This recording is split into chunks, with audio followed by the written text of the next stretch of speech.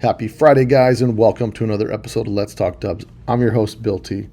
Another Friday, another podcast, and although you may be watching on my Instagram that I've been all over the East Coast posting stickers to where you can take a picture of yourself with these stickers, DM me on my Instagram and post them on your Instagram, and don't forget to tag me, and I will send you a free t-shirt. I'm all over the East Coast with my son's class, and we're touring the locations of the founding fathers where this country was founded. It's a great tour. I get to do it when my kids are in the 8th grade, so this is my last kid going through school, so that's what I'm doing this week. But fear not, you've got a podcast coming this week. But before we get that started, don't forget to support our sponsors, VW Trends Magazine, a magazine for the people, by the people. After a long hiatus, VW Trends Magazine is back on the scene, so go subscribe today at vwtrendsmagazine.com. Also, get your shift together. That's right. Go to rosswolf.com and pick up some of their billet aluminum shift rod bushing. They're made of T6061 billet aluminum, anodized in multiple colors for your choice for that solid shift, so you don't have any excuses not to have your shift together. Go check them out at rosswolf.com. That's rosswolf.com. Also want to give a couple shout outs this week. Gregory Mendez out of Somerset, Texas, for supporting the podcast. I appreciate you.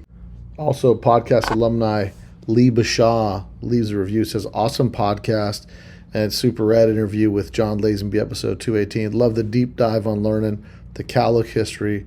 Where's my time machine? Always look forward to hearing your podcast every time I go back and really listen to some favorite episodes of mine. I learn something now every time. I'm glad my boy George McCowlick introduced me to this podcast. Great job, Bill. P.S. You need to get more of the Bergs on here. And how about Roger Crawford? Well, I'm working on some of those guys, getting them on the podcast, and appreciate you, Lee, for leaving a review. Next, I want to give a shout out to Chad's got a 67, left a 5-star review on our Apple podcast. Says, dang, sweet show. If you're a VW folk with a brother or sister, you're sure to enjoy the extra layer of sibling banter and competition. Thanks for sharing in this additional manner. So that's my guy, Chad, and so appreciate you giving us a 5-star review. If you want to get a shout out and Let's Talk Dubs, make sure you leave us a 5-star review on Apple Podcast or pick up some merch and you'll get a shout out on the podcast.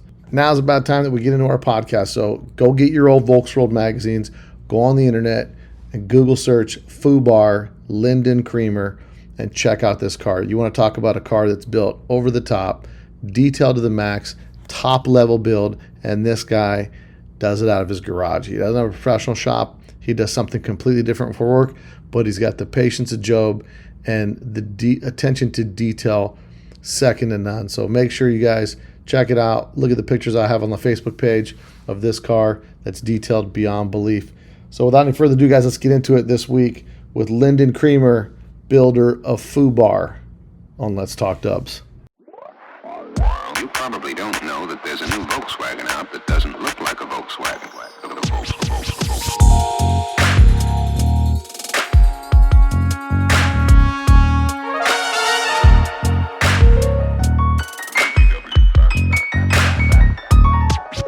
It's got everything that people who like the bug like.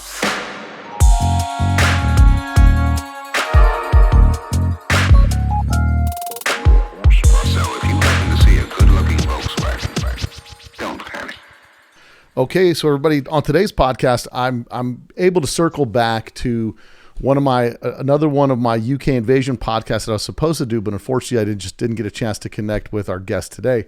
Our guest today, you may be familiar with. He's had a 64 Beetle that was built way beyond belief. Matter of fact, it was so far beyond any level of explanation. The name of the car was Fubar. So on today's podcast, I've got Lyndon Creamer out of North Wales, UK, coming on the show, and I'd like to go ahead and welcome him to the podcast today. Lyndon, welcome to the show.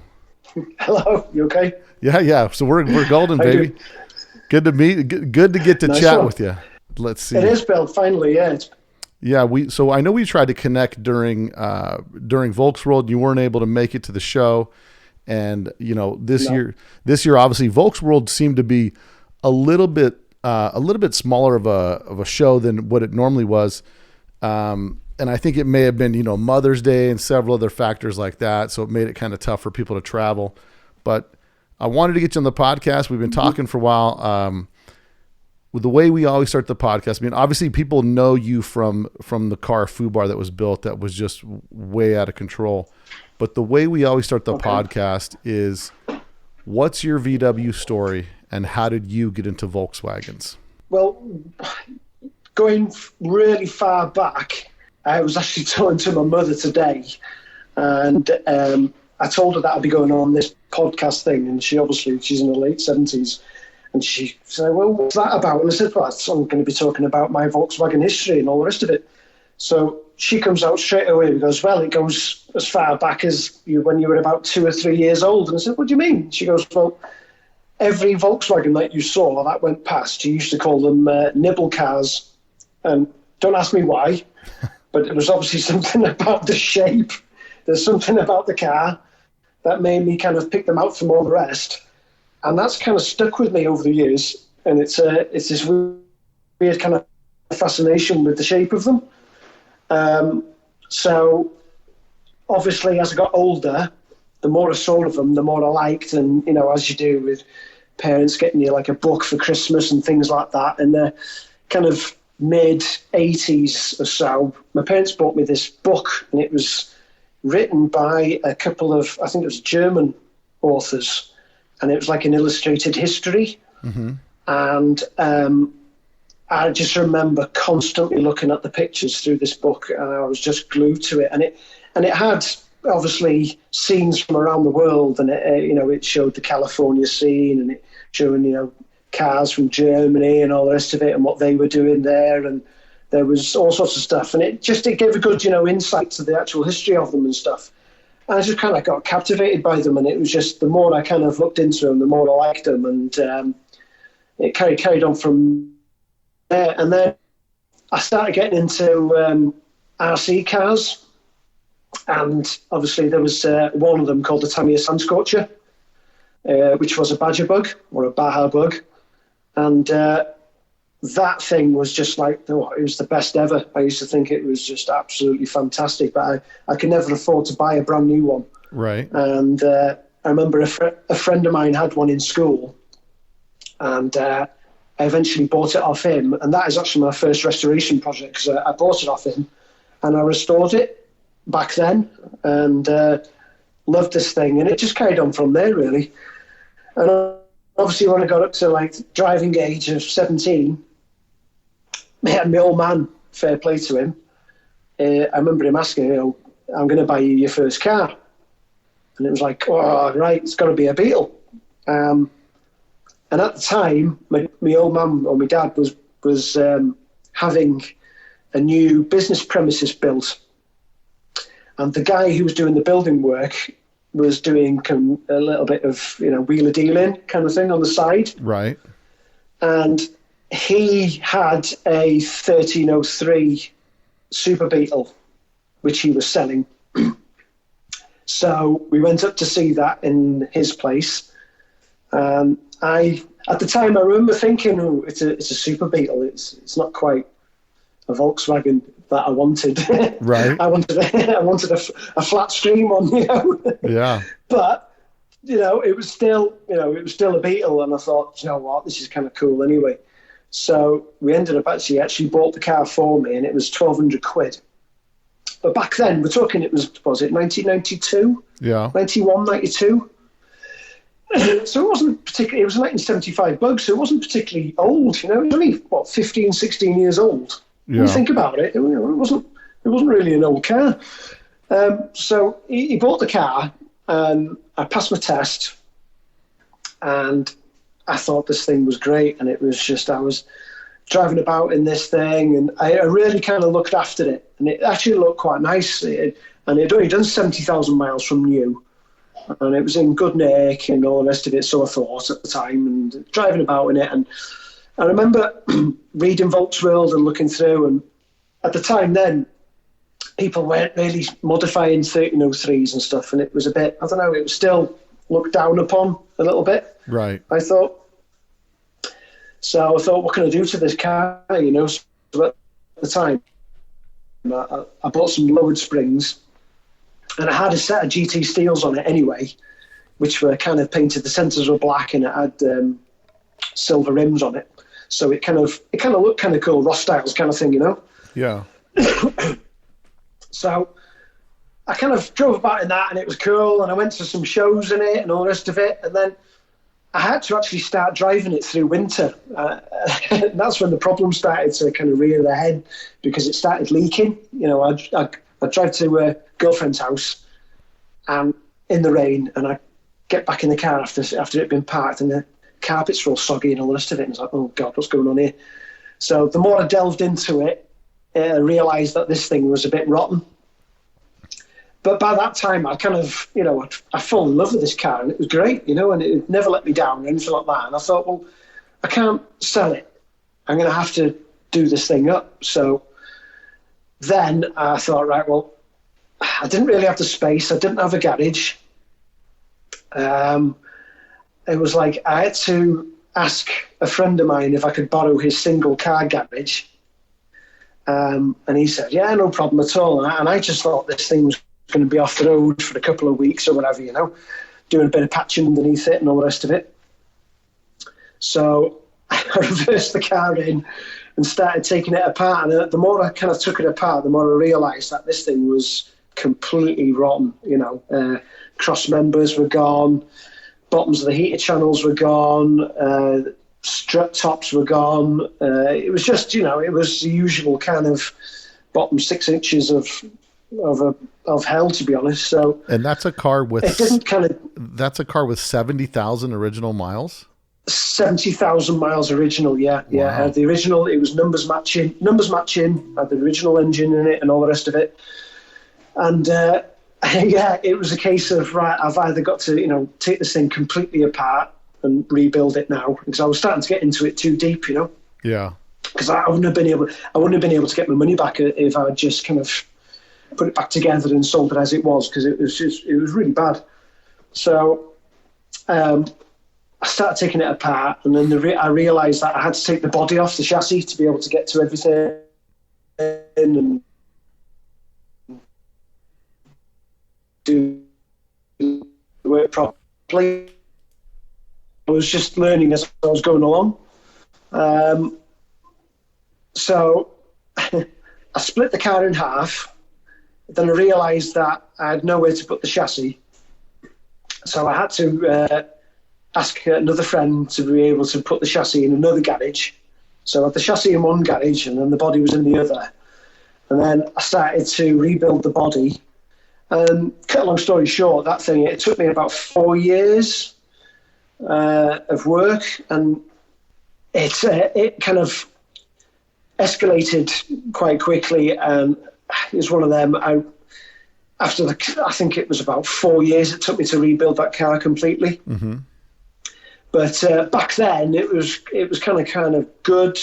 Its spares availability for those were really good, to be honest, because I worked right across the road to a Volkswagen dealership, and they could still get all the genuine old parts. And I remember I used to just go across the road with a little list of what I wanted and just order the parts, and they'd come up with the old microfiches up, and they'd find all the part numbers and everything. You know, crazy, you know, like bolts, seals, gaskets, all the little bits that you need in the restoration, just getting across the counter. It was fantastic. It was expensive back then, but it was still, I thought, well, there's no point buying aftermarket when I can get genuine. Right. So I kind of stuck to that.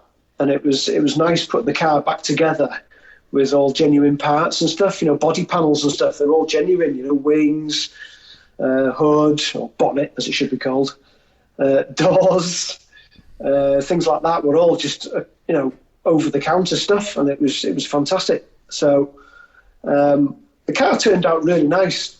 I was really proud of what I'd done, to be honest, because, like I said, it was my first resto.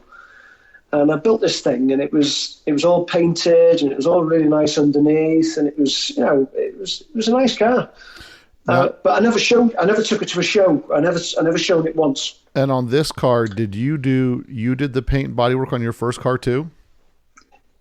I did all the welding, all the bodywork, and I got it to a stage where it just needed priming and it needed top coat. But I'd done any kind of gap alignments and stuff like that, and it was, you know, I just basically dropped it off at the body shop and they did the rest, and it came back in colour. But it was an ordeal because the guy painting it kind of stopped halfway through and all this sort of stuff. So that kind of set me back for a while on that build. But it turned out really nice in the end, like I said. And for some reason, at the time, I was never kind of confident enough to be able to take it to a show or anything like that. It was weird. I don't know why I didn't do it. It was because at the time, looking back at it now, if I would have took it back to like one of the Volks World shows back in, say, 1999 or something, I'm sure I would have come away with an award. I'm sure I would have done. I'm not blowing smoke up my ass, but it was a nice standard, It was okay. Sure. So it was, it was a long time ago. And people back then were like wondering why I'd spent so much time and money on a 1303. And what ends up what ends up happening with this car? Well, I finished it. I drove it for about, I don't know, 5 or 6 miles, not far at all. And I parked it in this garage. And by then, though, I'd bought Fubar. By then, I'd got another car on the road, which was the 64, just to get me around and about, because that car had come up locally for sale for, I think it was 600 quid. Mm-hmm. So I bought that, and the 1303, I'd finished it. I'd actually got it featured in another magazine called Total VW back then. And it was just parked up. What it was, I'd been driving the 64 around by then for about 2 years. And that thing needed work. So I sold the 1303 to fund the rebuild of the 64.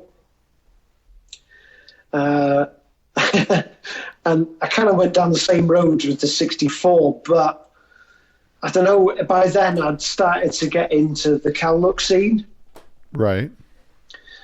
So by then, again, I'd been to quite a few shows and stuff, and I remember one of the biggest kind of highlights of the show scene for me back then was Beetle Bash 96, and it was when the likes of Bill Schwimmer and Dave Rhodes and I think it was the old Tiga brothers brought their cars over from the States.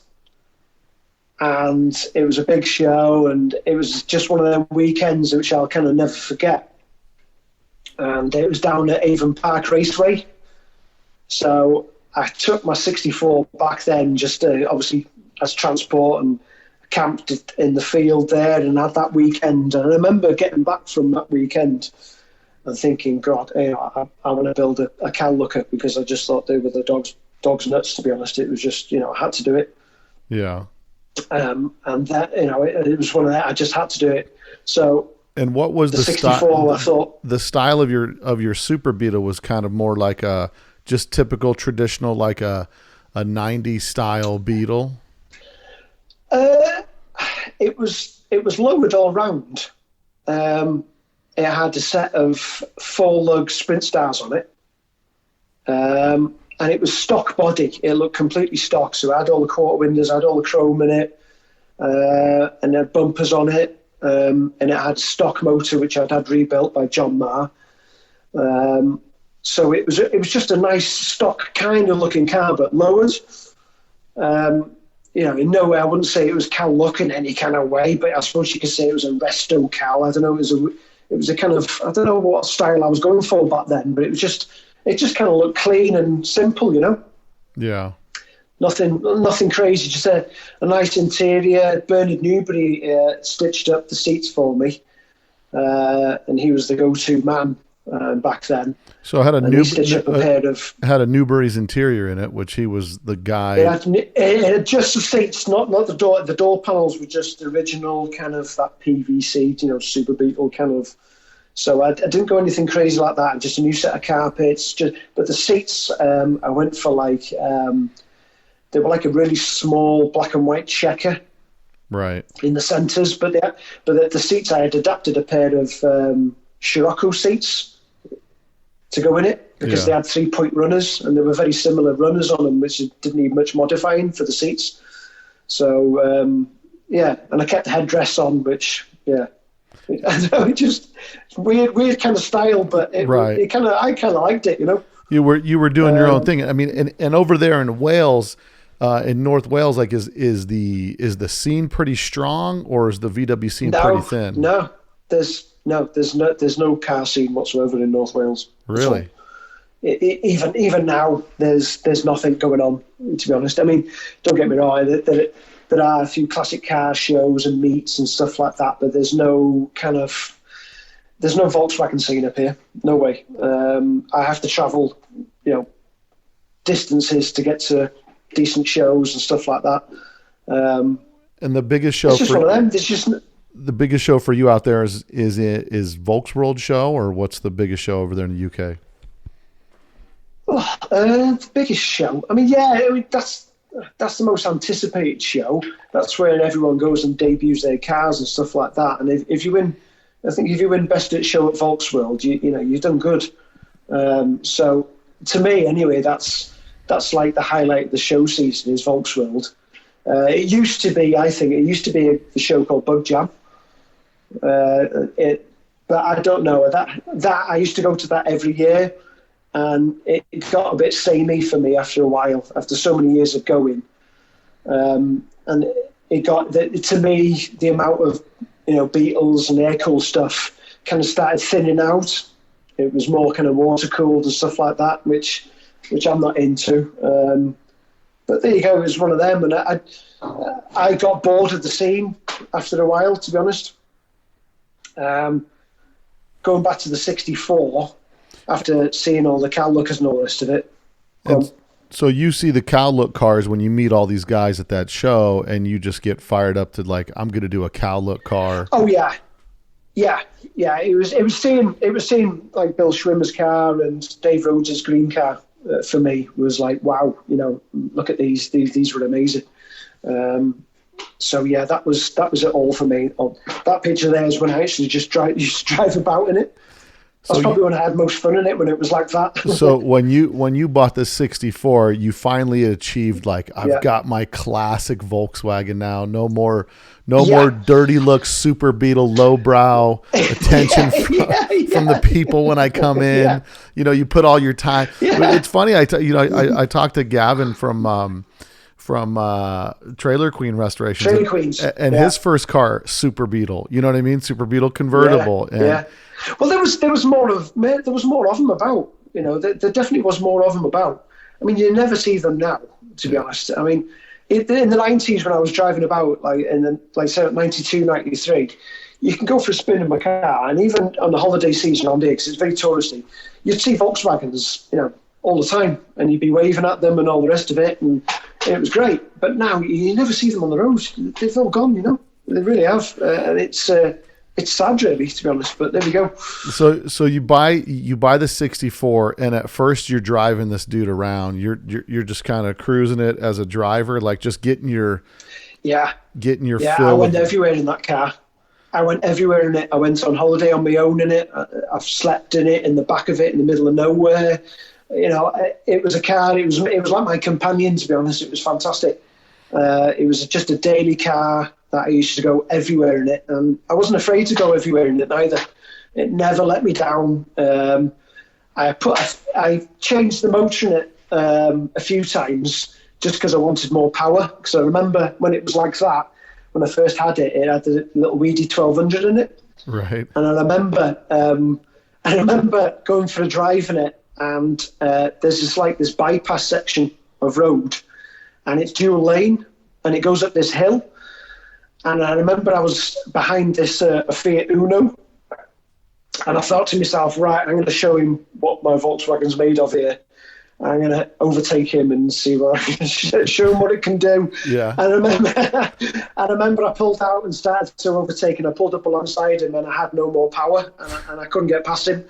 And I had that kind of real shameful look, and I looked over, and he was looking at me, and I had to roll back behind him because we were going nowhere. And I know after then I thought, right, I'm going to have to do something about this. You know, it was just the complete embarrassment of not being able to overtake. So after then I vowed that I was going to put a bigger motor in it. So after the 1200, I built a 1641, and that was actually quite good. On the original 1200 box, it was really low geared, but it used to get up there quite quick. It was all right. Right. So I carried on using it like that, and like I said, after a few years, it was. I knew it needed work. I knew because it had previously been restored a few times. It was a typical UK car, to be honest. It had just bodged together and all the rest of it. Door gaps were terrible, and it had a set of pattern wings on it which were thin like paper, and it had a few holes in it and stuff like that. So it was just getting to the point where this thing needs work again. It was, but there was no way that I was going to get rid of it or sell it or anything like that. It was just all parted out. It was a case of, right, I'm going to do something with this. And that's why I sold the 1303 to fund the rebuild at the start. So I got, I think, $5,500 for the 1303, which back in... Great money. I think it... Yeah, it was good money, but I remember at the time I'd lost out on it because I think I sunk about $14,000 into that thing. Which was a lot of money, but there was no way I was going to get that back for it. So it was one of them. And I sold it to a guy, the 1303, to a guy who totally rebuilt it into a German looker with a big Dick Lange supercharger sticking out the back of it. Ouch. Yeah, but that's another story. Yeah. It eventually went up in flames in the end in his garage, which was sad to say, to be honest. Oh. That is a sad story. So then you decide. Yeah, it is. Yeah, So I decided to rebuild this 64. Uh-huh. That picture there is the second time I owned it. That was actually when I started rebuilding it into what it looks like now. So you decided your first stage of building it was what? Your plan was like, I'm going to build a proper cow looker. Is that what that was your idea?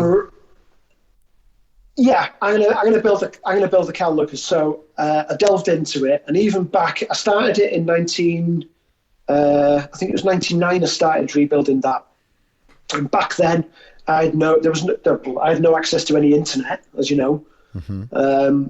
Parts availability was kind of non-existent, really. It was difficult getting spares for them and all the rest of it. Panels were terrible. They were like, them Veng panels and stuff like that. Oh, bloody awful.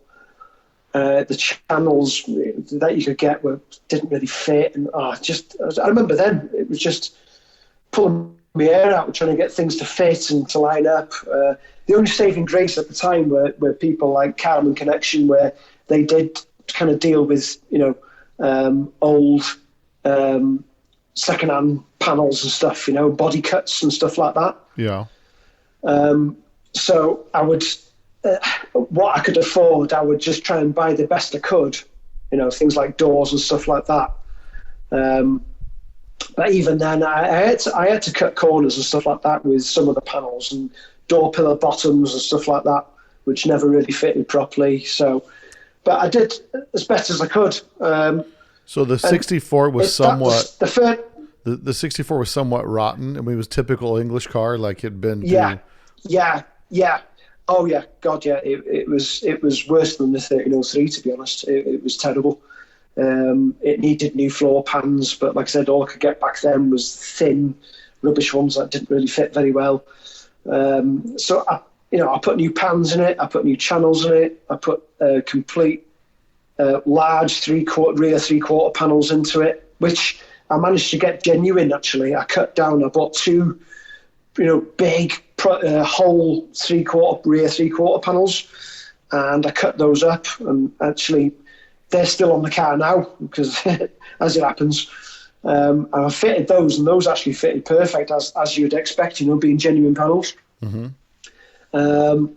So what else did I do to it? Yeah, complete running gear, rebuild, the beam, I cut and put adjusters in it.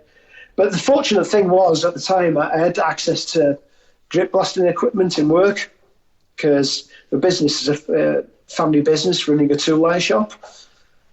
So back then, because this was my second restoration, and I kind of got into it, and I knew what to kind of expect a little bit more.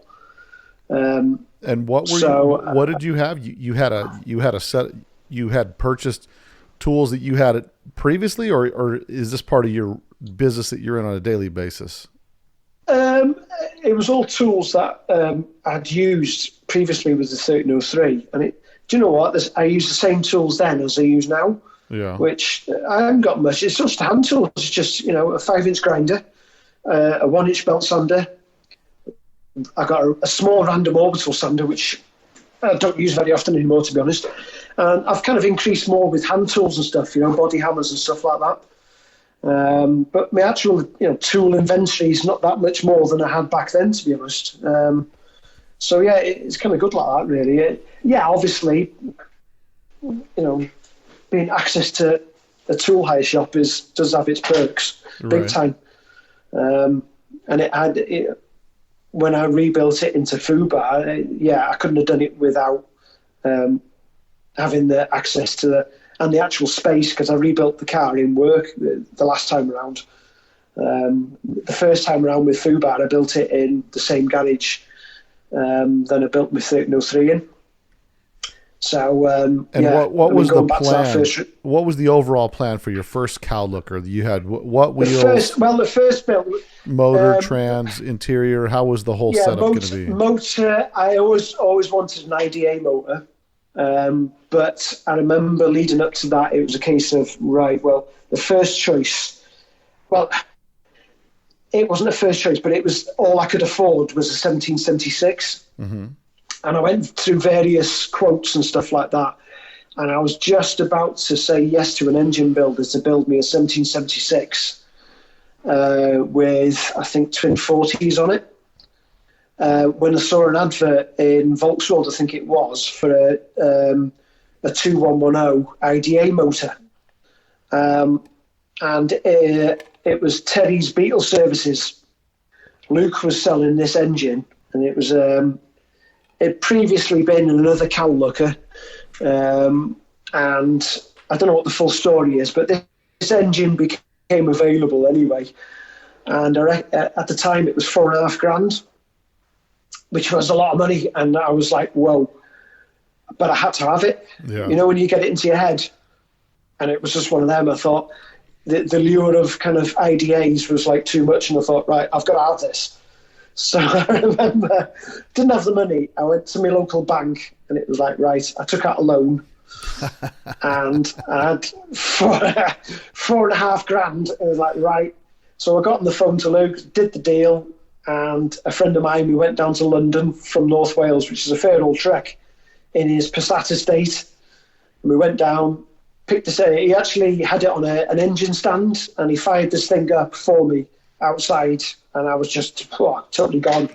Right. I was in love with this thing. So we did the deal, put the engine in the back of his Passat, and back up to North Wales again. And it was tatty looking.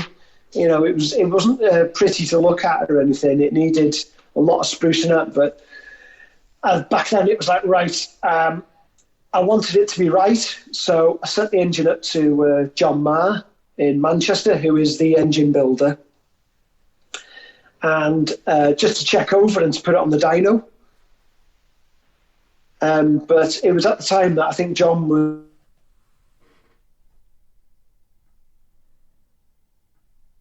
You there? very short. He had the thing for about a year. Yeah, you can hear me? Yeah, so you said you had to take it to John Marr? Yeah. Yeah, for him just to dyno test it and to check it out, basically. He had it for a year, a lot longer than I thought it was going to take. Right. And it checked out okay and blah, blah, blah. So when I got the engine back, I spruced it up and blasted all the tinware and painted it up and stuff like that and made it look pretty, put a new exhaust on it. And that car, eventually I ended up painting myself.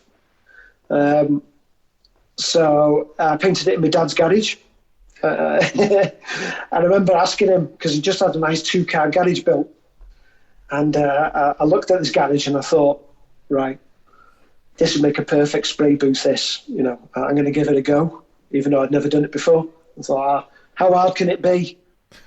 Right. So, so I asked my dad. I said, any chance I can paint my car in the garage? And he was like, oh, really? And I was like, well, my car's in the garage. I said, look, I'll find someone else to put your car. Just let me borrow the garage. I'll only have it for a couple of weeks. You'll be all right. All right then. So anyway, he agreed. So I decked the garage out with plastic, borrowed an air compressor and a gun, and got the body shell into his garage, and off I went. And at the time, I'd heard horror stories about trying to paint with 2-pack, and it was really dangerous to use and all the rest of it. So I went with the older route of using cellulose. Mm-hmm. So I bought a load of cellulose, or what I thought a load of cellulose. Anyway, it turned out it wasn't enough. So I started to paint this thing, and there was no filtration system or anything like that. I just opened the door, let the fumes out. While I was in there with just a really simple dust mask and painting away. And after I got the main shell done, and with cellulose, you have to let it go off for ages before you can touch it. It's that kind of paint where you have to leave it for at least a month, I think it was. So I put what I thought was enough on, let it sit, let it harden up, and start cutting and polishing it and all the rest of it. So I started cutting and polishing it, and it was like, what the hell's going on here? Now, I'd have these funny patterns in the paint, and I was like, what the hell?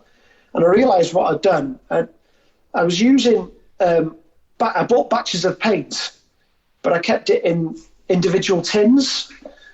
So I put one tin, I'd obviously used one tin, painted it, kind of left it go off for a month, flattened it down a bit, and then used another tin, put another couple of coats in it to get it right. And then, like I said, when it came to flat and polishing, I was getting these funny patterns, and I realised in the end what it was. He provided me with different colour blue, sea blue. Oh, no. So it was a different shades that I was going through. Lovely patterns on the roof and stuff. It was horrendous.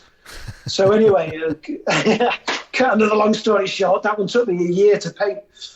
But it actually turned out, it was all right. I was quite happy with it, to be honest, in the end. And the car, like I said, it had this IDA motor, it had a built gearbox. I put a set of Urcos on it, which I had anodised gold in the end, because I'd seen Bernard Newbery had his car, his black race car, had gold Urcos on it, and I thought that would look good on mine. So I did that, and yeah, it was kind of cool. I got it into the Volks World show a few times, actually. It went for about 3 years in a row to the Volks World show. Some really good times with it, but I drove it a little bit. It went down Santa Pod. I took it down Santa Pod a few times. It won Best of Show at Bug Jam one year. I think it was 2003. It won Best of Show there, which I was kind of blown away by, because, like I said, it was never intentionally meant to be a show car, So it was kind of cool that I won that award. And I actually won an award. Every show that I took it to, I came away with a trophy of some sort, and it was kind of really cool. By that time, though, I was starting to get a bit, not bored of the scene, but I was kind of getting a bit burnt out with it. It was one of them. I couldn't see myself carrying on the way I was going with it, if you know what I mean. Mm-hmm. And I'd bought, when I'd finished the actual 64, I'd bought my 56, my oval, as kind of like another kind of little, not a project, but something to drive about in, because I'd made the 64 kind of not undrivable, but you couldn't use it as an everyday car. So I wanted something just to poodle about in, so I bought this oval. So anyway, I put the 64 up for sale on the Samba to start off with. And I remember I asked 14.5 grand for it at the time. And I think that was about 2005. And I had no bites off it. I thought, well, I'm just being cheeky with the price. I thought, well, ask, you never know. And someone might come along and offer me, something close to it. But there was no takers at that price. And in the end, I sold it, I think it was 8.5 grand, I think it was. Which, thinking back now, was crazy price, to be honest, way too cheap. But that's all I could get for it. So some guy, go on. So you finished the cow looker, and it's done. It's the Urcos. It's a classic cow looker. You've got way more time and money in it than you're asking. And you just let it go for 14.5 grand because you're going to build this 56. No, I let it go for 8.5 grand. Oh, 8,500? Yikes. Yeah. I know. I know, stupid. I let it go for that kind of money, and it went to some guy in Manchester. And I kind of regretted selling it as soon as the car was trailered out of my kind of driveway. I thought about it. I thought, what the hell have I just done, you know? But it was gone, and that was it. And by that time, I'd got into bikes as well, motorbikes. So those were kind of like giving me the kind of joy that I wanted, kind of thing that I was looking for. So I had bikes, and then the Oval was on the road by then, and I was just, I was quite happy with just having one car, and I had a couple of bikes and stuff like that. So that was it as far as the 64 was concerned. I never kind of thought anything more about it, and I used to kind of see it now and then online on various sites, and it changed hands again. This guy in Manchester sold it to someone else, and the new owner contacted me to ask me more information about it and stuff like that. And I got to know him a little bit, and then I found out then that he crashed the car into someone, or someone pulled out in front of him or something, and he T-boned this Nissan Micra. Yeah, I remember seeing pictures of it and thinking, oh God, that's another one of my cars that I built that was finished, you know. And I thought, oh, that's the end of that. It got repaired by Steve at 101 Restorations, who's a good friend of mine, and he did a nice job repairing it. To be fair, it was, it looked good after he'd done it, but it was an insurance job, to be fair. And then it got changed hands loads of times, loads of different owners. But for some reason, I managed to keep track of where it went around the country, and every time I'd see it, something had changed on it, whether it be wheels or interior or something like this. And in about, I think it was 2013, I think it was December, and I saw some pictures of my old car again. And it was in a show in, I think it was Belgium somewhere, Spa show or something. Mm-hmm. And it was just parked up, a picture of my car in it, or my old car, I should say. And it had different wheels on it again, and the interior had changed. And I thought, it actually kind of suited the wheels that it was on at the time. It was sat on a set of Remotex, Porsche pattern Remotex, which is a really rare wheel. And I remember thinking, I wonder if the owner, would interested in selling it back to me, for some reason I thought about it, it'd be nice to get it back, I contacted the owner through, I think it was December, this guy Mark, who owned it with his brother back then. He replied to me instantly. He said, oh, hi Lyndon, blah, blah, blah. And he kind of knew me from the previous, And he said, funny you should say that, you're talking about wanting it back, because, it's possible that we could sell it. And it was like, back then, it was like, right, it was a sign. I thought, right, I have to do it. So he said, you're free to come and have a look at the car and you want. And it was halfway across the country up north in a place called Clitheroe. I said, okay then, right. So I jumped on my motorbike the next weekend and rode up to Clitheroe. To be honest, when I first saw it, they had me by the bollocks, to be honest. It was one of them, because they must have seen my face when I saw the car. I was just kind of lit up with it, and I thought, I have to have this thing back. So, and this is now this is the third owner since you've gotten rid of it. The one guy crashed it, then it got put back together. It was probably the fourth or fifth owner. It changed hands so many times. It really had. It had gone everywhere around the game. It had been down to Kent. It had been somewhere else as well. And it had been everywhere. Like I said, and every owner had changed it. Yeah. But it was still the same colour, and it was still a Cal Looker. It still had the same engine in it. Still the same gearbox, but just other things that had changed about it. Right. So, like I said, I said, how much do you want for it? And I remember him saying that, 12.5 grand. And I said, I only sold it for 8.5. So it was the case. So I said, is that the best deal? And they knew that I wanted it, so it was like a case of I had to pay 12.5 grand for this thing, or that was it. So back to the bank manager. Take another loan now. And I bought the car, and that was it. And it was a weird thing. I don't know why, but I just had to have the car. And as soon as I got the car, I trailered it back from Clitheroe. And as soon as I had it, I thought to myself, what the hell am I going to do with this thing? Because I've been out the scene by then for a good 5, 6, 7 years, how long it was. And I hadn't been to any shows, and kept up with track of any kind of show cars or anything like that. I'd just been kind of happily driving my Oval about and not doing any shows in it or anything like that, and just enjoying the car and stuff like that. So when I had this 64 back, it was like, right, what am I going to do with this? It was, and back then, I always, in the back of my mind, wanted to build a kind of proper full-on show car.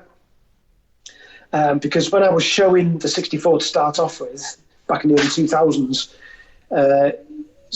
you'd be up against like pro-built kind of show cars and stuff like that you see in Volks World, right? And things like that. So, and I always kind of aspired and wanted to. And every time I'd look at a proper show car, I'd always look at them and go, And I used to think to myself, well, I wonder if I could do that, and give it a go, kind of thing, and really push the boat out. Because back, the second time around, I was kind of a better financial situation and stuff like that. And even though I had to buy, get a loan out to buy the car, I thought, well, I can perhaps do this better second time around than the first time. So, and now I drove it literally about. Well, hold on for 1 second. So the first time when you finished it with Urcos, all that stuff, it actually was featured in VW Trends, and this is 2003, right? 2003. In Volksworld, it was featured. So this is prior to you selling it for $8,500. Yeah, it's featured in Volksworld. So somebody gets to buy a show car for $8,500, which is pretty incredible. Yeah. So so we're keeping track. So 2003, it's featured in Volksworld magazine. You get all kinds of accolades. You sell it, and now you've moved on to the scene. You stumble across car. What year is this that you get the car again? 2013, I think it was, when I bought the car back. So you don't have the car for about 10 years, and then you end up buying it back. I didn't sell it till about 2005, so it was it was about 7-8 years that I hadn't seen it, properly. So in those 7-8 years, like I said, it had done loads of miles. It had been crashed and rebuilt and stuff like that. So it was, in my eyes, it was still my old car, but it was quite a bit different. So that's just after the pictures that were sent to me after it had been front-ended into a Micra. Yeah. It got rebuilt after that. Like I said, when I got it back, it was a case of, right, I'm either just going to kind of tart this thing up, or I'm going to go full on and start from scratch, which is what I ended up doing. And I went into it with the mindset of, I've got to make it the best I can. And don't cut any corners, and I've got to undo basically all the work that I did the first time round in terms of like panel, replacements and stuff like that. I've got to undo all that, which, as you probably know, trying to rebuild a rebuilt car is never a good thing because, like I said, I used panels before which weren't the best quality and all the rest of it. So if you want something that's, right, the amount of work it takes to actually undo stuff and go back to basics, it was a massive undertaking. And I remember I took the body off the chassis, and I remember looking at it thinking, this is going to be quite a lot of work, this. But I was prepared for it, because I hadn't done any work on any cars for so long. I thought, right, well, I'm kind of fresh. The place that I had it in work, I had plenty of room, fortunately, which people underestimate how much room it takes to build a car. Because as soon as you take a car apart, you've got to put, wings over there, doors over there, and bonnet over there. And before you know it, you've filled a huge space of parts. And then you've got the shell, and then you've got the chassis. And you need a lot of room, to work around this stuff. Sure. And people don't realise. And I tip my hat to people who do stuff in single car garages still. I really do, because it's not easy work, So I went into it, and the first thing I did, I remember I grip blasted the shell completely down to bare steel to see what I had left. And I remember looking at it thinking, oh my God, this thing's just a patchwork quilt of horrendous panels and stuff like that, which needed all undoing. Right. But obviously, second time round, you got the internet, you got the Samba, you got. Well, and that's a question I have for you, right? Now this is your second time around building the car. The level of car building at this point has changed quite dramatically. Oh, I had to kind of go back and try and find old magazines I say old magazines, but previous show winners, and see what kind of lengths they went to get where I wanted to be. And it was like, so there were some really nice cars done and all the rest of it. And you realise that everything has to be painted and polished and nice and flat and no ripples anywhere. And, underneath we're talking about. And I thought, well, okay, if I want to do that, I have to do this and stuff like that. So, so when you're when you're going back to build this, you're going back with a vengeance. Like, I'm going back in the scene, and I'm coming in strong. Yeah. I'm looking to take everybody's head off when I build this car. Like now, it's like the old girl needs to be vindicated, right? That was the message with the 64. This was it. Yeah. I thought, I'm going to try and show people what I can do. Yeah, well, I did go into that with that kind of mindset. Yeah, I thought, I'll give it a go. The more I the more I went into it, the worse I got. I ended up actually redoing some of the stuff that I'd started off with, making better. So towards the end of the build, I was grabbing parts off the shelf that I'd prepared 2 or 3 years previously, and I looked at them and I thought, that's not good enough. I can't put it on the car like this, so I'd end up having rebuilt parts that I'd done previously and making it better. Because by the standard that I was trying to achieve, I was getting work. I was pouring more work onto myself the further into the project that I was going. Yeah. So everything that I bolted to the car towards the end, in my mind, had to be perfect. And when I say perfect, every casting mark removed and everything smoothed, everything kind of indexed and everything perfect. You know what I mean? Every bit of shiny stuff that went on it had to be right. And I'm kind of glad that I kept that mindset. I mean, don't get me wrong, there is stuff on it now which I would probably change and redo. But towards the end, it was getting to a point where I have to finish this thing because I was in so, financially, it wasn't getting out of control, but it was time-wise. I'd set a date to debut the thing in Volks World in 2018, and it was getting right up to the wire. And I had to finish it, but fortunately, I got there in the end, in my mind. And when I actually put the cover over it about 2 days before I took it to Volks World, in my mind, it was finished. And I didn't need to add or take anything off it or anything like that. And I was really happy with what I'd done. But leading up to it, there was sometimes it was just, it blew my head, to be honest. It was so frustrating sometimes when things weren't going right. And, and it was, it was it got really stressful at some points of it. But I managed to, you kind of push through because you're into it so far. Yeah, it's definitely a car that's built to the point where it's kind of like, where do you stop? Where do you stop with trying to go over the top? And then with now the internet world emerging, right? And you've got you got Buddy Hale down in Phoenix. You got Bob Cook Cook on the East Coast. You got Lanny Hussey in Canada. You've got you got Spike over there in the UK with you. You got all these guys that are. Well, this is it. Everybody's just going. We got everyone. Yeah, this is it. Everyone's building really good stuff, and it's like, Christ, you're trying to go against these people, and it's like, wow. And you think that's what made me so nervous, because I'd be asking around on the internet, is anyone who's building what and who's going to be turning up in 2018? I was really nervous about who was going to turn up with what, and I'd seen snippets of some cars of the builds and stuff like that, and I think, shit, what am I going to, how's my car going to, compare against that and stuff like that? And it was, it was nerve wracking. It was good. Don't get me wrong. It was. I was kind of excited about it. I mean, because part of it's pretty motivating. I mean, and I mean, that's a tall order to say, here I am, some bloke over here in North Wales in a little garage, and I'm going to try to compete. I've set a benchmark to compete with like the best in the business, which is, I mean, that's a pretty big steak to eat, So, well, I always thought in the past, you used to turn up to like Volksworld and Ravia, and Normally every year, well, I say normally, it happened a lot where it would be Pro Builders winning Best of Show.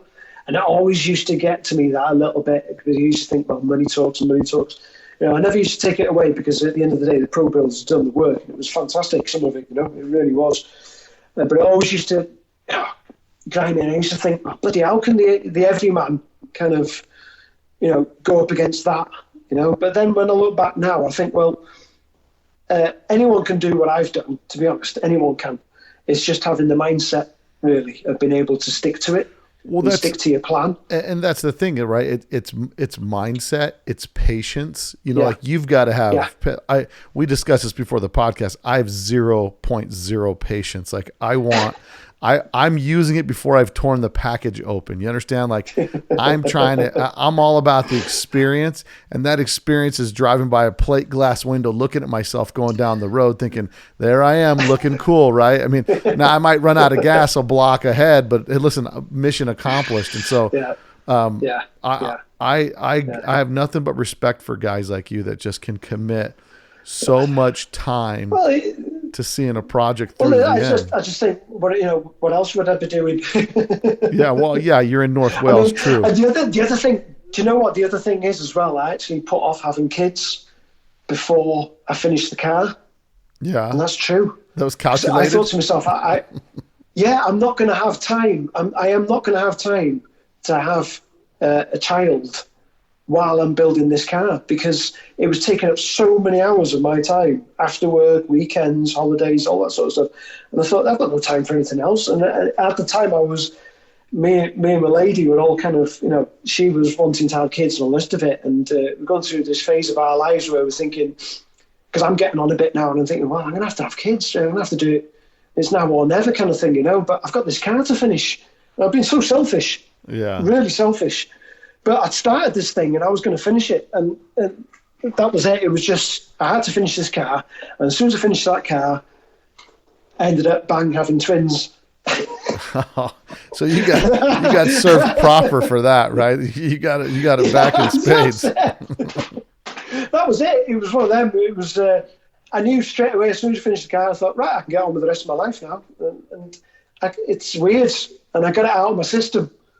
And now when you really happy about it. So you get Fubar done, you put the cover over it. What's the experience like?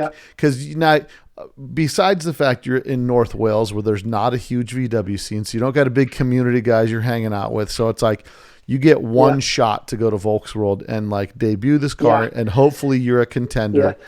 And what's it like when you debut at Volks World?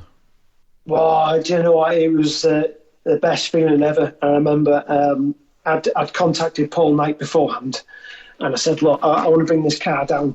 And he goes, oh, cool, send me some pictures. And I said that. So I said to him, I'll send you one picture, and that's all I'm sending you. I said, but I want it on, back then they used to have revolving plinths. Yeah. And I said, I was being really cocky and being really cheeky. And I said, look, I want the car on a plinth. I want it revolving. So that was the best spot to have the car. And I thought, right, I'm just, unless it's going on a plinth, I thought to myself, I'm not taking it. And I was being that cheeky with him. I thought, do you know what? I've sunk 4 years into this of blood, sweat and tears. I thought, it's now or never, Yeah.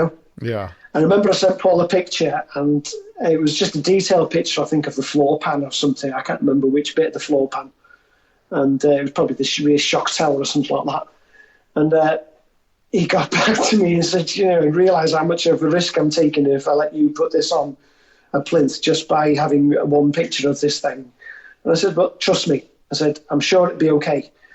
So anyway, he said, yeah, great, bring it down and all the rest of it. And I remember I wheeled the car in, and we wheeled it in, got out in the plinth. And I remember from then on, it was just like the best reaction ever. It was just fantastic. And I remember it was just the justification of it, the last 4 years came to that point, and it was just, it was best weekend ever, it was fantastic. And the general, how it went down in public and all the rest of it was really cool. And I'll never forget it, to be honest. It was a great weekend, and to come away with best of show was just like the cherry on the cake, So obviously you're the guy. Like what's your day job? What do you do for work? Because you're not in the automotive industry for business. No, just run the family business really. Yeah. Tool hire, which is where I'm sat in now.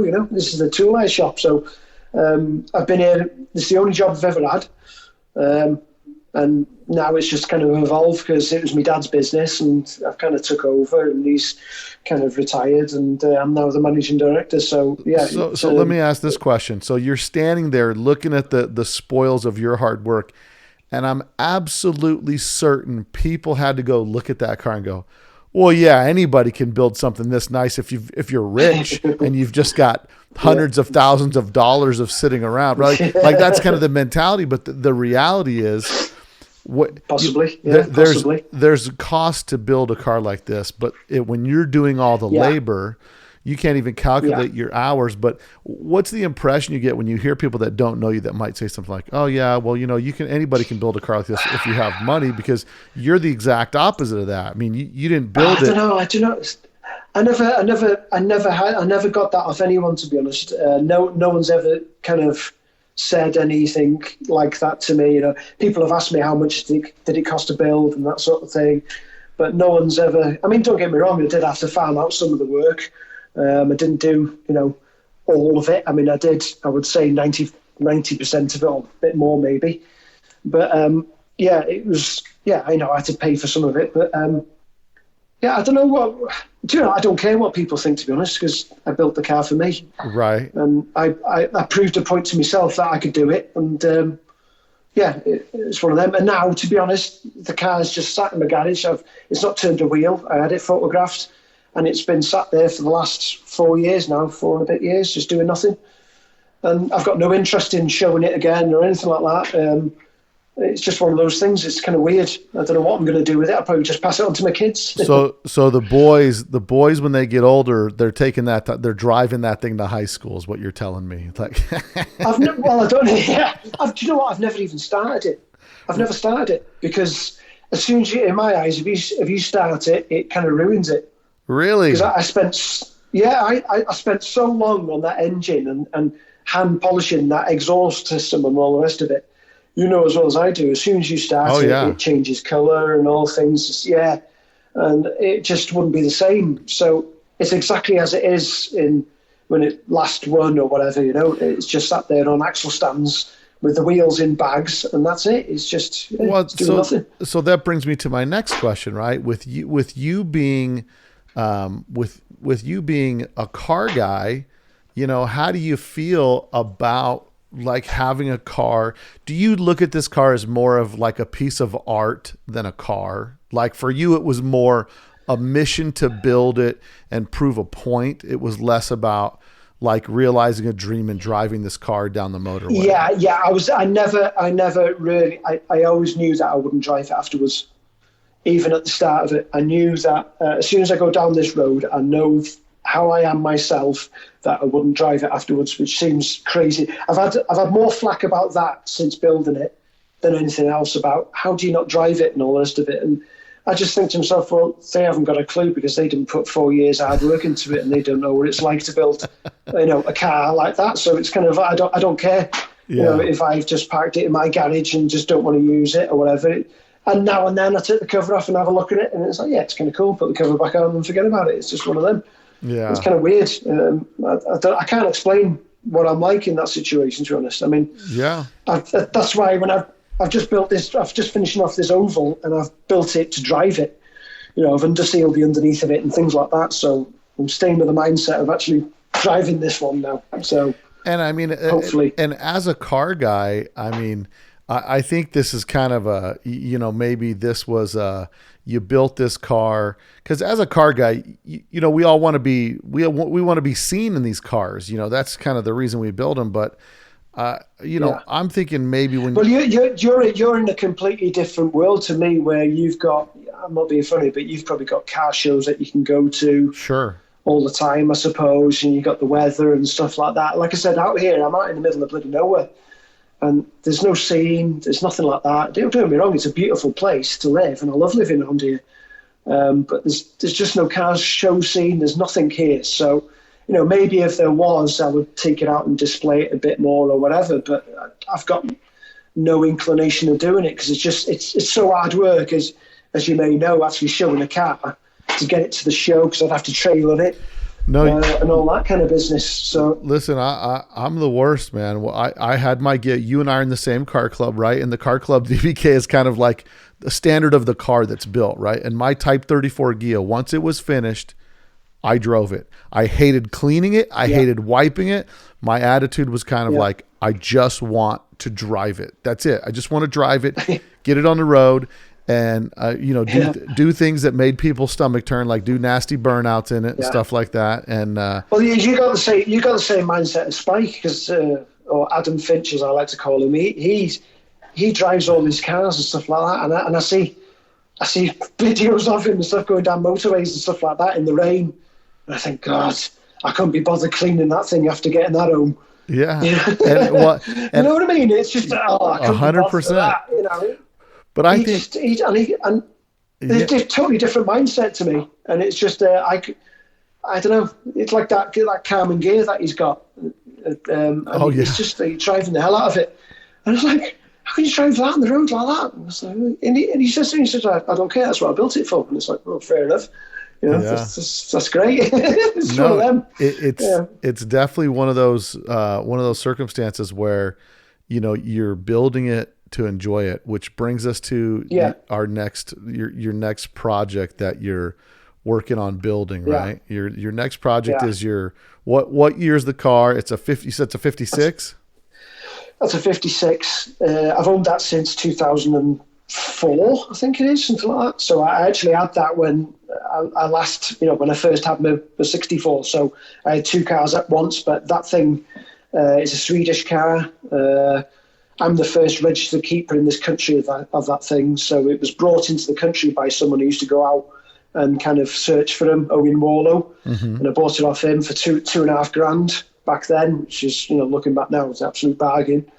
And to be honest, it's been a fantastic car, really.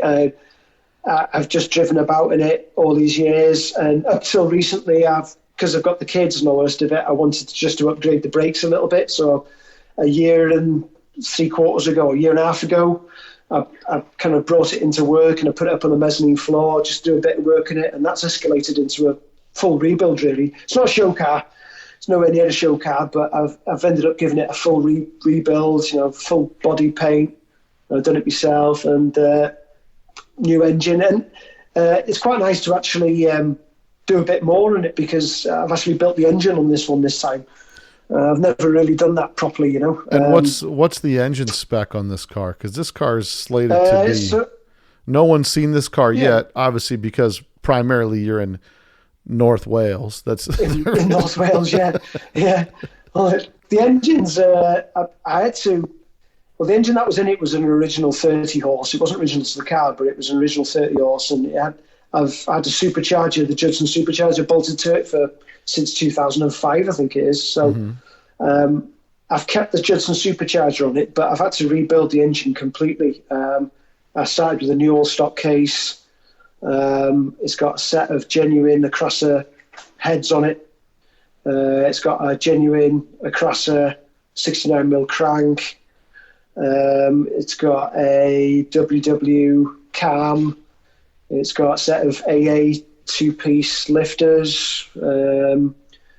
I've adapted a set of late model bug manifolds to fit onto the Acrasa heads, so that I can still run the Judson supercharger rather than having twin carbs. So I've done quite a lot of work on this engine, to be honest, and it's kind of really cool. I really like the look of it, Yeah, so it's supercharged with dual port Acrasa heads on it, which I don't know, which is a little bit different. I don't think anybody's done that before. Have you seen it done before? Well, I've not seen anyone do it at the time when I first started it. But since doing it, there's some other guy, maybe Brazil way or something, I don't know. When I looked at it, she put up a video, and it looked not the same setup as mine, because the manifold looked completely different, but someone else has done something similar. But like I said, I've used late model aluminium manifold ends, because they flow nice. Right, end castings. Yeah, that's it, yeah. So yeah, and getting them to work and to fit has been a bit of a monster job to get all the tinware to clear afterwards and all the rest of it. But it's worked out in the end. And I'm just about to take the car down from the mezzanine floor the next, I think tomorrow night, I think is the, get out the forklift and bring it down and go for a little test drive. So I'm kind of looking forward to that. And this car is really the car that, you know, the boys are allowed to ride in this car. Yeah. As long as they don't bring sweets and ice cream. In fact, I'm going to put them in a couple of bin bags and tie the cord around the shoulders so that they can't get their arms out. So they just sit in the back and they're fully protected.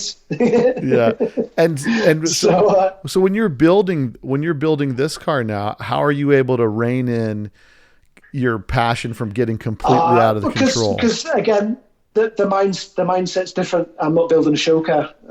I've got into it knowing that I just want to build a nice driver, and I've got to do this. You know, and I've not cut corners with it. Don't get me wrong. I really like the car. I like the look of it and stuff like that. And I just wanted it mechanically nice and door gaps nice and just, you know, shiny and all the rest of it and looking kind of cool, you know. So a nice cool daily drive, well, not a daily driver, but a nice Sunday driver, I should say. Yeah, your plan is you'll be like Spike. I mean, maybe we should make some shirts that say "Be like Spike," right? And drive your car. So you'll drive this car. Will you drive this car to one of the shows? Yeah, I've got ideas to drive it to a show. There's a show that I'm going to take it to. I won't say locally, but it's about an hour away from me, coming up in July. Mm-hmm. So that's going to be its kind of first show. But it's more of I'm not going to enter it into anything. I take it for display, and people want to look at it. Great. So yeah, like I said, I don't want to enter it into any shows for any trophy because it's not that kind of car in my eyes. So you know, it's one of them. No. Hopefully, I'll take it down to Volks World next year maybe, and we'll take it from there and just display it. You know. So yeah. Are any plans? So for you to go to London is quite a haul. I mean, it's 5-6 hour drive, or what is it? Yeah, it is. Yeah, it's about a 5-6 hour drive. Whether I drive it, because Volksworld's in March, April, so I probably won't drive it then. I won't drive it in winter. There's no way, because the British winter is terrible, you know, with road salt and stuff like that. So there's no way that I drive it in winter anyway. Now the big question is, what's the first show you're going to debut this car at? It's a show. It's called Unit 13 show in Anglesey. I'm going to take it there. And like I said, it's only because it's kind of fairly local. It's about an hour away. Right. So, but it's a mix. It's not just a VW show. It's a mix of everything. So it's all, you know, modern stuff, classics, hot rods, that sort of stuff. So, you know, well, I'll take it there and just display it there for a day. So that's kind of cool, you know. But I want to drive it first and, as you know, get the bugs out of it and make sure it drives properly and do the tracking and stuff like that. And yeah, I'm really interested to see how that supercharger with the dual port setup runs. If you can get it sounds nice. I mean, it runs and it sounds really good. So I'm hoping it'll have a bit of pep to it. But the exhaust you have on it is what exhaust? It's a Sebring replica that a guy called Turbo Thomas originally built for a Porsche 912 or a 356, which I bought, and then I've kind of chopped it up and adapted it to suit a bug. So it's only kind of 50%, Sebring, and the rest of it I've chopped up and I've made bigger bore heater boxes for it and stuff like that. So it's quite a bit different to how it was, to be honest. So this is a custom modified exhaust that you built for this. No, yeah, completely. Yeah, there's not much left of what I initially bought. So you're not showing up at Volks World and somebody else got this exhaust on their car. Not that I know of. No. No one's going to put that kind of time and energy into doing this exhaust like you would. No, don't think so. No. So it's kind of cool. Yeah. And you're running I like to do one-off stuff, if you know what I mean. So, yeah. So. Well, I mean that's part of the car guy thing, right? Is to do your. Yeah. Well, you're putting your own stamp on it, aren't you? You kind of. You know, yeah. So I think. It's like yeah.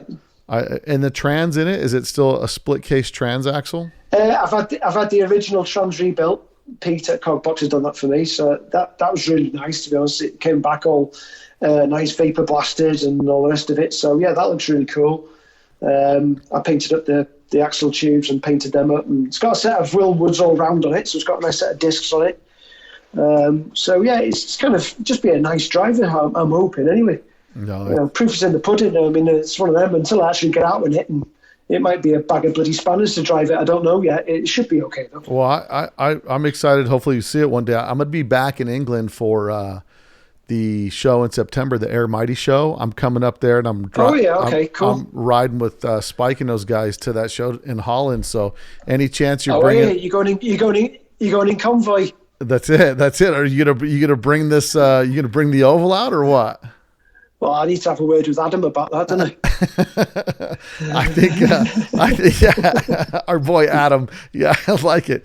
So, but yeah, it's, I think it's definitely, I'd love to see the car. I think it's, I just like, I like what I like. I like the fact that you do stuff different. You try to be, especially in today's world, right? There's so many people that kind of, everybody starts to go down this road, and then everybody's starting to race drill things, and then you see everything's drilled to death, and then, Dimple dies, and then this thing, and then that thing. So I've done a bit of that. But I mean, I know what you mean.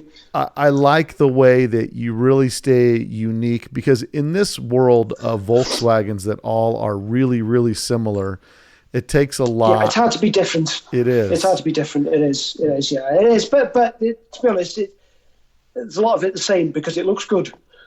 You can't go wrong with a nice Cal Looker or a Resto Cal or whatever, and that ingredients, that formula kind of works, doesn't it? At the end of the day. It does. It's a sharp look. You can be outlandish and all the rest of it and have gull wing doors and all the rest of it, but it's one of them. If it stock bodies on it, kind of nice, good chrome and all the rest of it, it just looks nice. So you can't blame people for going down that road.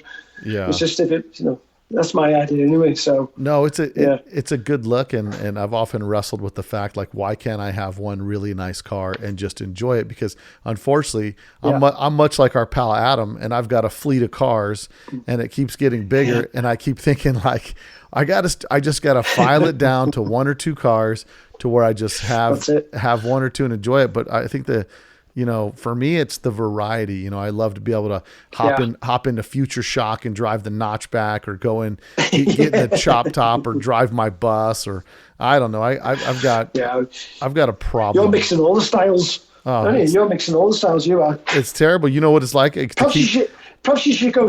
Why don't you go stock for a change? Yeah, I've got to get different pair of shoes for every car. One that matches each style. So I got my Terminator shades for when I drive Future Shock, and I got a mullet wig that I wear. I mean, it's a whole thing.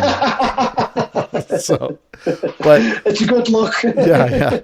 But listen, man, much respect to the work that you do. I mean, Thank you. To Thanks me, very much, mate. You're a testament of a guy that with enough determination and patience, you can build what you want. Because I got that a lot with the Ghia. People would say, like, "Oh, it must be nice to write a check for the car." I said, "Well, I didn't write a check. I had to work for all the money that paid for that car." I said, "But the difference was, I'm not that guy. I had a vision of what I wanted built, and it was ultimately my design, my ideas. Buddy would throw in some suggestions, and I'd say, yeah, you can do that on your car, Buddy, but we're going to do this because Buddy kind of has his style, right?" And sure. Overall, I always tell people, well, you don't need money. You just need time and patience, and you can do it all on your own. I watched a guy back when I delivered pizzas. I was about 17 years old. I literally watched a guy spray can a car in the parking lot with rattle cans, and I kid you not, it came out and it looked like a almost decent paint job. And so it's proof that with enough patience and enough time, I mean, you can really put it together. So, I mean, everyone wants an easy way, or they want an excuse as to why they can't build something. And your car is proof that with enough, medication for mental problems, and if you're running low on that, you only get out what you put in, don't you? That's it. And you can direct that energy and time, I mean, it was to the point where you even looked at life plans and said, I'm in the middle of this. I'm not, and because this wants all my attention. That's how selfish you have to be sometimes. So, but I mean, taking it to a new level, I know, but you know. It's a time money sacrifice. You know, it's either time or money or both. You know, and so if you're going to build a car, you got to understand that it's like you just said, there is a time and money sacrifice. It is. Both accounts, to be honest. It's you can't have one without the other. It's crazy how much time you want to put in, or you have to put in to get something nice. It's it's every night in my book, to be honest. Every night after work, a couple of hours, whether it be just 2 or 3 hours a night, and you get it done if you do that kind of work. But if you go leaving it and just do perhaps one weekend here or one weekend there, it'll never get done, to be honest. No, it will never. It will never get done. That's for sure. I've got a few stalled projects of my own because I have in my head I've got a bigger calendar than I have in reality, and I think one of these days. And what I do, like the cat lady, I keep bringing parts home until there's no work room in the garage. And so, here I am looking at a pile of parts and thinking, okay, maybe I just need to call the troops over and we're going to knock it out in a weekend. And then that weekend never comes because between birthdays and holidays and all the stuff going on, the time doesn't exist. So sometimes you got to weigh that out in life and say, do I have the time to do it? True. Or am I better spending the money? And the older I get, and it's better if you know that at the start. That's better. That's a much better way of thinking about doing it, because if you realize halfway through, I haven't got the time for this, and it's kind of wasted. No, because it can just projects fall like that, and it's one of them, isn't it? And I know a guy who at the start. Yeah, I know a guy who bought a cover car for $8,500. You know what I mean? So, I mean, and really, sometimes if you're a guy getting into the scene and you don't have the skill set to build it and you're kind of on a budget, I think if you're patient and you know what you want and you're okay with driving, hey, you're driving Lyndon's old car. Nice. You know what I mean? If you're okay with that, then listen, that's the best money spent because you're buying it for 50 cents on the dollar. Yeah, you're getting it super cheap. And you get to drive it right now. So and you haven't had the pain of building the bloody thing in the first place. Right. So it's a little different when you hear a rock chip or a cement truck gets in front of you on the highway. So well, God, God forbid. Well, brother, it's been great. Listen, it's been great chatting with you, and hopefully we'll get to connect next time I'm up in the UK. Hopefully I'll see you. And that would be really cool if we could meet up somehow. That'd be really cool, mate. Thanks for taking the time. Thanks for listening to me, because it's really cool that you actually wanted to talk to me, to be honest. No, listen, anybody that puts that kind of time and energy into what you did with Fubar, I mean, and if you guys are listening to this and you haven't seen this car, all you got to do is type in Lyndon Creamer Fubar on the internet, and you're going to see a ton of pictures of this thing. And you'll look at it and you'll think, man, that's too nice to drive. And maybe that's where we end this, right? That's where we're at with it. It's just too nice to drive. And vengeance was achieved with the finishing of Fubar. And now you've got your kids and you get to take a ride does the new car have a name? Life is sweet now, I tell you. Life is sweet. Yeah, get the kids enjoying in the Oval now. It's gonna be great. That's really looking forward to it. And does the Oval have a name, or it's just the 55? What do you call the Oval? It's Jungle Green, so I was thinking of calling it Jungle Boogie. Jungle Boogie. Boogie. Boogie. Yeah, Jungle Boogie. I like the song. Oh, Jungle Boogie. I like it. Yeah. No, for sure. Maybe that. Yeah, but like I said, it's not a show car. Remember, don't start calling it a show car. It's not a show car. It's your version of a driver. I like it. Yeah, that's it.